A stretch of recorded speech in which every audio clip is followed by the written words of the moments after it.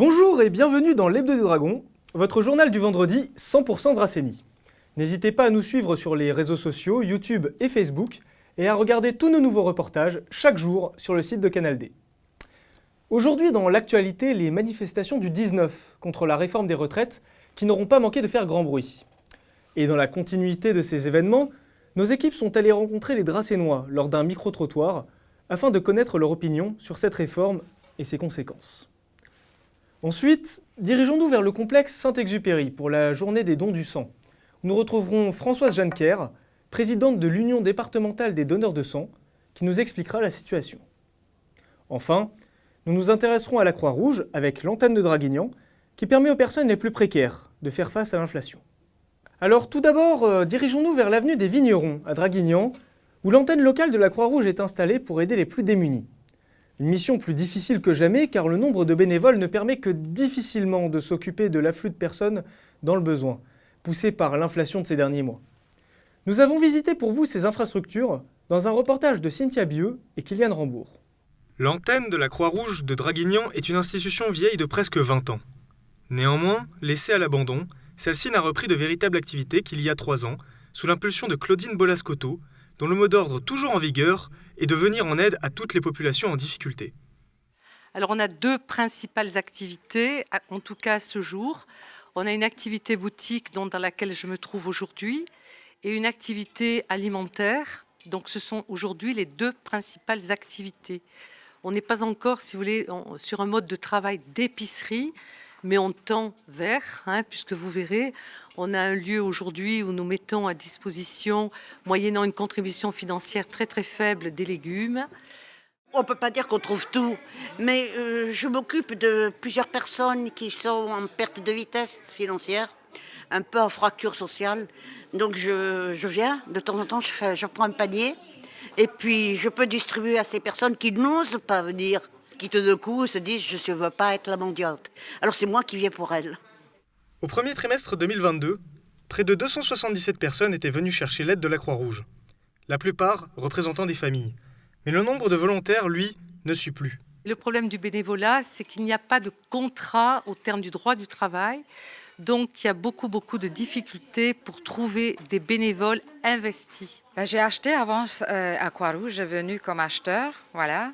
Et comme j'ai travaillé, je ne pouvais pas faire bénévolat parce que j'ai commencé tôt, terminé tard. J'ai occupé des personnes âgées et j'ai dit à Claudine, quand une fois je suis à retraite, j'aimerais être bénévole.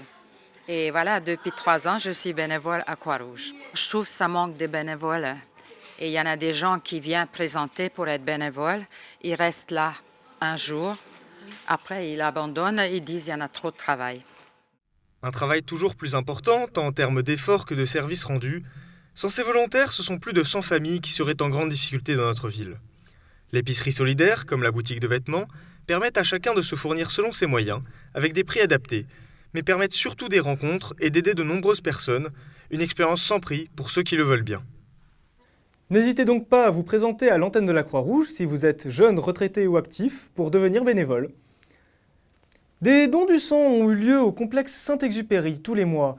Un acte citoyen qui permet de répondre à des besoins de patients et accidentés de manière bénévole et qui plus que jamais est nécessaire face à la baisse des réserves de sang dans le Var.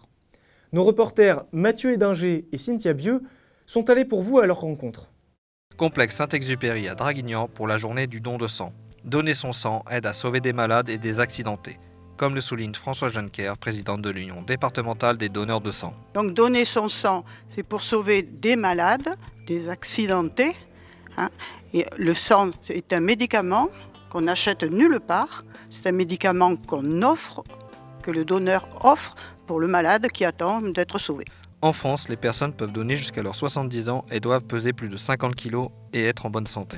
Ici parce que donner du sang c'est important. Je suis venue aujourd'hui pour donner mon sang parce que je peux donner mon sang. Depuis que je suis petite, j'ai toujours voulu donner mon sang et donc maintenant que je suis majeure, depuis un moment je donne mon sang. Le donneur remplit un questionnaire sur la procédure, les conditions et les contre-indications pour donner son sang, puis est reçu par un médecin ou un infirmier lors d'un entretien individuel.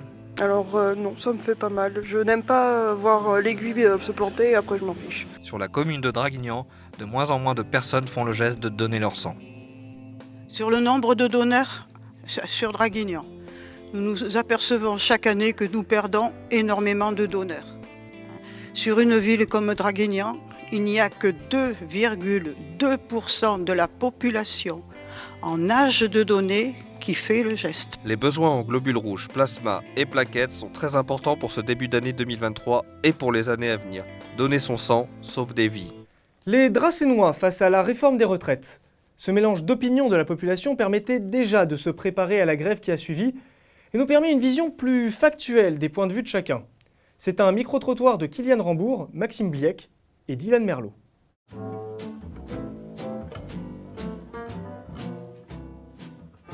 C'est injuste parce qu'on va pénaliser tous les gens qui démarrent avec un bac plus 2 dans la vie. Ils démarrent quand même assez jeunes et vont devoir travailler longtemps. Ce qu'il faudrait, c'est juste une mesure pas une mesure d'âge, une mesure de durée. Je pense que c'est hallucinant, quoi. Voilà, tout simplement. Hein. Moi, j'ai 48 ans, je suis cassé par le boulot, quoi. Et on me demande de travailler jusqu'à 64, quoi. Même pas j'y pense, quoi. Voilà. Je suis pas prêt de prendre ma retraite. Hein. C'est pas le top, quoi. Il faudrait un peu revoir autrement. Parce que rallonger le temps de travail pour ceux qui travaillent comme mon mari dans le bâtiment, voilà, en sachant qu'il y en a qui prennent la retraite à 50 ans, c'est un peu abusé quand même. Les fonctionnaires, hein, ils sont pas lotis au même pas. Pareil que les dans le bâtiment, ou les plombiers, ou ceux qui font les façades. On leur dit travailler jusqu'à 64 ans et les fonctionnaires à 54 ans, prenez la retraite, quoi. Je pense qu'il faut réformer, c'est nécessaire. Par contre, j'ai bien l'impression qu'ils prennent la solution de facilité. Il vaudrait peut-être mieux créer de l'emploi et de la richesse pour qu'on puisse justement plus cotiser en gagnant bien nos vies, plutôt que de vouloir faire poursuivre les seniors qui déjà ont un peu du mal à trouver du boulot. On ne se sent pas très concerné, mais on pense aux autres. Et on espère qu'ils vont avoir le maximum comme ils l'ont promis. Voilà. C'est un peu long, hein, pour qu'ils nous disent vraiment ce qui va se passer. On verra bien.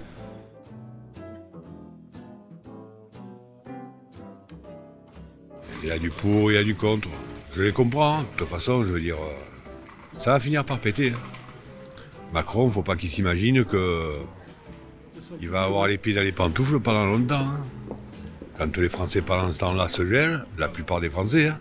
Donc, tout le monde a le droit de manifester, tout le monde a le droit de tout faire. Mais là, quand même, ça devient un petit peu gênant quand même. On a l'impression qu'on est dans la rue tous les jours. On se dit, mais pourquoi ? Moi, je ne sais plus quoi vous dire à ce sujet. Je ne sais pas ce que ça a donné. Je trouve que c'est très politisé. Je ne sais pas si vraiment c'est le français moyen. Est-ce qu'on leur a bien expliqué ? Est-ce qu'on sait bien ce qui se passe ? Et après, ça pénalise beaucoup de gens. Quand il y a des blocages, des choses comme ça, je trouve que c'est énorme. Il faudrait mieux faire quelque chose de très gros, rien qu'une fois, plutôt que ces petites grèves, ces petites mises en place comme ça. Je sais que c'est un handicap sur les transports, sur les routes bloquées, sur des choses comme ça. Écoutez, les gens ont la possibilité de s'exprimer. C'est bien d'être dans un pays où on peut s'exprimer. Voilà, c'est tout ce que j'ai à vous dire. Moi, je trouve que c'est bien. Les gens qui ne sont pas d'accord avec la réforme, il faut qu'ils le montrent, qu'ils manifestent. Ce 19 janvier, devant la sous-préfecture de Draguignan, comme dans de nombreuses villes de France, des manifestations contre la réforme des retraites ont eu lieu. Près de 2400 personnes se sont réunies, d'après le ministère de l'Intérieur, et 3500 d'après la CGT. L'intersyndicale, dont c'est la première action depuis 13 ans, se dit plus que satisfaite de cette mobilisation et a d'ailleurs convenu d'une nouvelle journée d'action pour le 31. Tout de suite, un reportage des événements. Cette réforme des retraites qui ne correspond pas à l'attente de la plupart de la population. C'est pas normal dans le siècle où on vit avec un pays riche comme le nôtre d'imposer une dégradation aussi importante à l'ensemble des salariés. Je pense qu'elle est nécessaire, mais elle ne doit pas être faite comme ça. Voilà. Il y a beaucoup de choses à régler, c'est pas comme ça que ça va se régler. On pose la question de c'est quoi un État qui est capable de faire économiser 40 milliards aux grandes fortunes et qui demande 12 milliards aux travailleurs. Ce 19 janvier 2023, des manifestations de grande ampleur contre la réforme des retraites ont été organisées par l'intersyndicale qui s'est réunie pour la première fois depuis 13 ans. L'augmentation de l'âge de la retraite a en effet permis une réunion exceptionnelle de 8 grands syndicats, notamment la CFDT qui s'était jusque-là tenue à l'écart, ou la FSU qui manifestait à Draguignan il y a quelques jours encore pour l'augmentation des salaires face à l'inflation. Nous aujourd'hui, il faut qu'elle soit forte cette journée, la plus forte possible. Il faut qu'on marque un grand coup contre ce gouvernement. C'est 80% de la population est opposée à la réforme aujourd'hui. Donc le Conseil d'orientation des retraites, lui, il est clair là-dessus. Ça fait 2 ans et en 2023, elle sera encore excédentaire, les caisses seront excédentaires. Donc il n'y a pas de raison urgente de faire une réforme de ce type et notamment sur le financement. La CFDT avait déclaré depuis longtemps qu'on n'irait pas au-delà de 62 ans. On n'a pas été entendu alors que d'autres financements étaient possibles. Et du coup, quand la réforme était annoncée, l'intersyndicale s'est mis en place tout de suite pour dénoncer cette réforme. Au point de vue pénibilité, il n'y a pas beaucoup d'avancées et pas beaucoup de précisions pour la nouvelle réforme. Donc on attend des avancées au niveau de ce côté-là, parce qu'on sait pertinemment qu'il y a des professions qui ne pourront pas aller jusqu'à 64 ans en forme. En réalité, ça n'est pas une réforme, c'est simplement une régression sociale. On le voit, notre profession elle est en crise.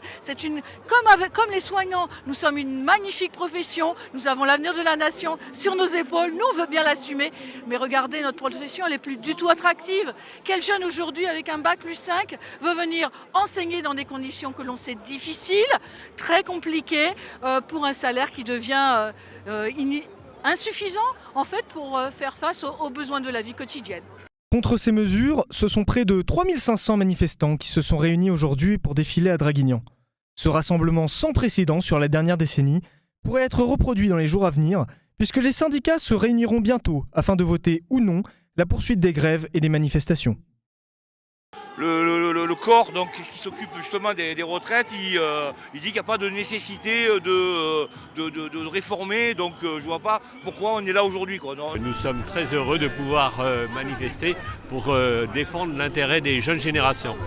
Il faudrait penser aux anciens quand ils se lèvent, comme moi à 55 ans, et qu'on commence à avoir mal de partout. Parce qu'on n'a pas tous fait des travails faciles.